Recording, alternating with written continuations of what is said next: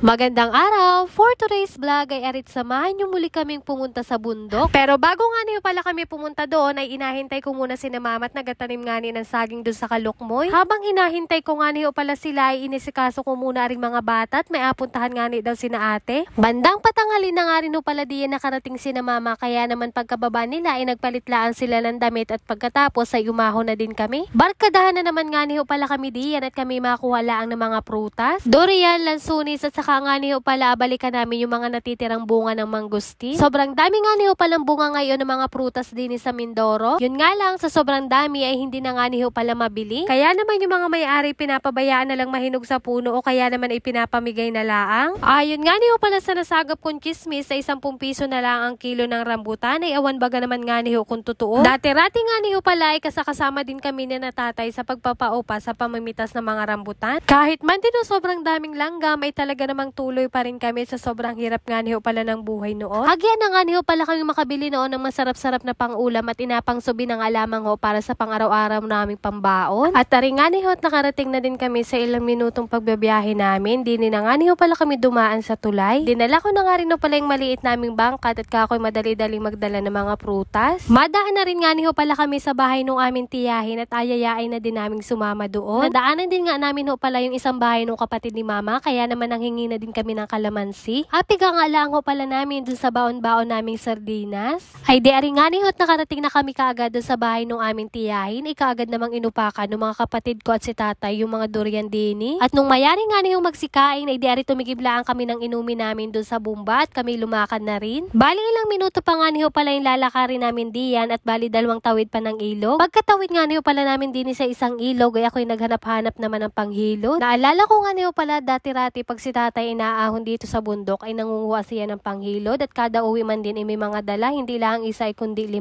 pa. Buti na nga lamang ho at hindi baha. Paano baga naman ay araw-araw tuwing hapon din sa Mindoro ay naulan. Pagkarating naman ho namin din ay kami namitas na kaagad nung natitirang mga bunga ng mangustin. Sinatano na nga niyo pala yung nangalakyat at ako naman yung nagasungkit din nung mga hindi nila abot. Ari nga niyo pala tira laang doon sa aming mga nakaraang pinanguha at yung mga tiranganing ari mga padulo na. Tingnan pa naman ninyo't habang namimitas si Tanoy panay din naman ang samual at balat na nga lang ang inalagpak. Tumulong na nga rin pala sa pagsisimot si mama at yung tiyahin ko at paano baga naman ay inaug-og na ni Naara. Pagkayari naman nung mamitas din sa may kubo ay doon naman kami dumiretso sa may isang puno. Malapit na din nga niyo pala din yung puno ng rambutan kaya naman diretso na din ang pagkuha namin. Bago nga niyo pala kami pumunta sa rambutanan ay dini muna kami nagdiretso sa isang puno ng mangustin. May ilan-ilang bunga din nga niyo pala ari kaya naman asa idin na din namin. Ay di ari nga niyo at kada pitas ay panay din naman ang samual ay talaga naman nung nakakagiliw at sobrang dami nga yung bunga ng mga prutas din. Pagkayari naman nung naming mamitas din diretso na din kami doon sa puno ng rambutanan. Talaga naman nung nakakamangha, talaga naman sobrang daming bunga bago anong pupula pa. Huling-huli na naman nga niyo pala ako sa paglalakad diyan. Paano baga naman ay ako'y naka-short. Ala ko talaga naming maligo sa ilog niya pagkatapos naming mamitas ng mga prutas. Kaya naman ganyan ang suot ko. Pero sa akin naman ay ayos lang at sanay naman ako sa mga halas-halas. Pinagsusungkit muna nga niyo pala yung rambutan at pagkatapos naman ay saka namin pinagsisimot. Kaunti nga lamang mo pala diyan yung kinuha namin at arin naman ay pangkain laang. Pagkayari naman nung naming manguha ng rambutan ay kami lumakad na din. Si Jetro na nga niyo pala ang may dala ng isang bangkat na rambutan. Kako nga niyo dalhin na doon sa kubo at kami madiretso doon sa lansunisan. Medyo pataas nga niyo pala yung apuntahan namin kaya naman medyo mahirap-hirap yung ahunin. Ako na naman nga niyo pala ang huli sa paglalakad kaya naman pagkaahon ko din ay nakadaplas na kaagad sa lansunis si Kuya Kili. Dahil medyo hilaw-hilaw pa nga niyo pala yung bunga ng lansunis ay makuha lang kami diyan ng ilang gaygay. Sabi nga niyo nila ay may ilang linggo pare bago pitasin. Pagkatapos naman ho din sa may lansunisan ay sa may durian na naman kami madiretso. Akuhanin naman ho namin din yung ilang laglag na tinabi ni Kuya Kili. Inabilang-bilang ko nga niyo pala diyan yung bunga ng durian at talaga namang sobrang dami pa rin. Mamalay-malay naman ho ako ay nakaumpukan din yung mga kasama ko at hindi na naman nga niyo nakatiis kaya nagbukas na naman ng isang durian. Tuloy nga niyo pala ang lamon nila diyan ay ako naman ay tamang amoy laang. Pagkatapos nga niyo pala nilang kumain diyan ay niyaya ko na rin sila at kakoy baka nga ni abutan kami ng ulan. Kanya-kanya na nga niyo pala kaming dala diyan at ari nga niyo pala ang dala kong bangkat na puno ng durian. Ari na nga niyo pala lahat-lahat yung prutas na aming mga pinamitas, durian, lansones, mangustin at saka rambutan. Pagkarating naman ho namin din sa may bahay ay si mama pala ay naghahayin din at kami inapakain. Kaso naman hindi mga nagsikain at busog nga ni ng mga kinaing prutas. Kaya naman ho gumayak na lang kami mapunta doon sa bahay nung aming tiyahin. Doon na nga lamang daw kami kumain sa bahay nila at baka nga ni daw gutom na kami pagkarating doon. Kanya-kanya na naman nga ni pala kaming biyabit diyan at sobrang dami na naman namin dala pa uwi. Dali-dali na nga rin pala kaming naglakad diyan at aringanit na abutan na rin kami ng ambon. Pagkarating naman namin din sa may bahay ay kanya-kanyang ayukmudan at din naman sa loob yung tiyahin ko ay naghahayo na pala. At dahil magutom na nga rin pala talaga at paano baga naman ay 2:00 na rin ng hapon ay wala pa kaming tanghalian ay di kami pumasok na din. Nabuksan ko na nga rin pala kay Ara yung aming baon-baong karninas at kakoy ng mapigaan man laang ng kalamansi at mapiratan man laang ng sili ayos na. At dahil talagang mahilab na din nga niyo pala diyan yung tiyan ko at gustong-gusto nang kumain ng kanin ay kumuha na ako nung aki-akainin. Pagkatapos ko naman nung kumain, di arit ako umayukmod muna din sa may labas. Maya-maya naman inabutan ako nung aking tiyahin nung kanyang gulayan din ng kalabasa. At pagkabalik naman ni Naara galing sa pagligo ay kami gumayak na din pa uwi. Dahil naulan na nga niyo pala diyan na hindi na sila nagbihis at doon na laang daw sa bahay. Balak namin pala talagang maligo doon sa may tulay at kakoy malapit-lapit na sa paglulublob. Kaso naman hindi natuloy at paano baga naman ay mainipin si tatay. Naulan na din nga niyo pala diyan kaya naman kakoy doon na laang kami magligo sa bahay. Hindi na nga rin pala talaga sinama namin diyan si Kiona paano baga naman ay masama ang panahon din sa amin. Madalas nga niyo pala tuwing hapon din ay naulan sa amin bago ayon nga niyo pala sa balita ay may paparating na bagyo. Bali ilang minuto nga niyo pala yung abiyahihin namin bago makarating sa bahay. Kaya naman hanggang dito na lamang muna ang aking video. Salamat sa inyong panonood. God bless.